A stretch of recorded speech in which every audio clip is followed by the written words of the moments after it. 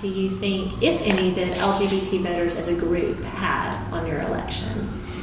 I think that they were important because I had some wonderful supporters from the LGBT community. I was very disappointed in terms of the outcome, in terms of the number of votes that I received, considering my record, but I certainly understand it. Yeah. You know, I look at my relationship with the LGBT community as an 11-year relationship, not as a 6-month relationship. So it certainly had an impact. I lost District 6, where the majority of lesbian and gay voters live overwhelmingly, I think 70-30. It was the poorest performance I had anywhere in the city except for in Council District 7 and 8. So I think that it certainly played a role. I believe in absolute and full legal equality. I believe that gay and lesbian couples should have every right and benefit that married couples have. But I do have a reservation as it relates to marriage. That's my position today. I believe that the LGBT community is so vital and so essential that it should be fully integrated into the city of Atlanta. As I shared with you when we visited earlier, I don't believe in committees and all of the rest. I've hired 8 people directly as mayor since I got elected who run the day-to-day operations of this city. 20% of them are gay and lesbian. So when there is a meeting to set policy for the city of Atlanta, there are 8 people in the room aside from me, and 2 of them are gay or lesbian. And they do not, nobody, it's not even a thought. Right. Their voices are part of the global discussion.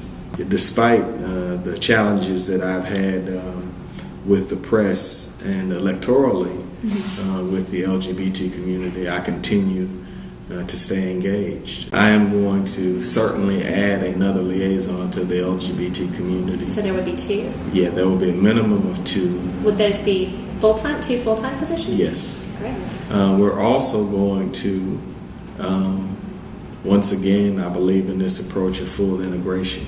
So the notion that an event like the Eagle Raid would be done without that individual being made aware of it would be dealt with an appropriate level of severity. So that would not happen in my administration, or if it did, there would be dire circumstances as a result. When the Eagle Raid occurred, I issued a statement immediately which expressed how I felt at that time.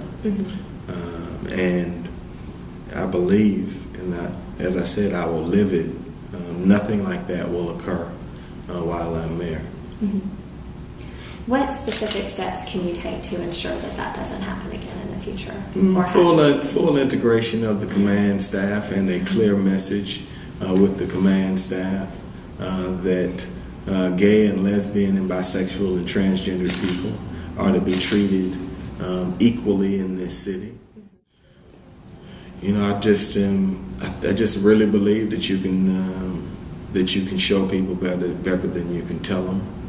And I also think that I have certainly a strong enough policy record of action, what I would do if presented with a situation that the gay and lesbian community should have some confidence that I will not tolerate any mistreatment of this important community. I think that certainly individuals in the gay and lesbian and bisexual and transgender community would like for me to express how I feel in no uncertain terms. But were I to do that right now, any expression of my feeling could certainly be part of the evidence of active litigation against the city of Atlanta. Are there other things that you can do as mayor of Atlanta to help improve the climate for LGBT citizens around the state? Oh yes, I think that that's why I hope that that over time, through the example that I live, that citizens in the LGBT community will understand that, you know, I haven't taken the position around marriage equality has to do with my genuine feelings and isn't a political tool, so that I can be an advocate on a range of other issues that I think are important. I mean, I had a pretty good record in the Georgia Senate and House that I think will continue to be useful. And I am certainly willing to be an advocate on a range of issues, as I have been. Last question, more focused on your current job. You talked about a lot of goals for the city of Atlanta, both LGBT specific and more general. What can LGBT citizens do to help you with that, to be part of that team, to make those things a reality? I think first and foremost is to continue the level of energy and interest that I see from the LGBT community. It is a vibrant, honest, and direct community. I think maintaining that engagement with an appropriate level of civility. What I see is a coarsening in the conversation that I think is unhealthy.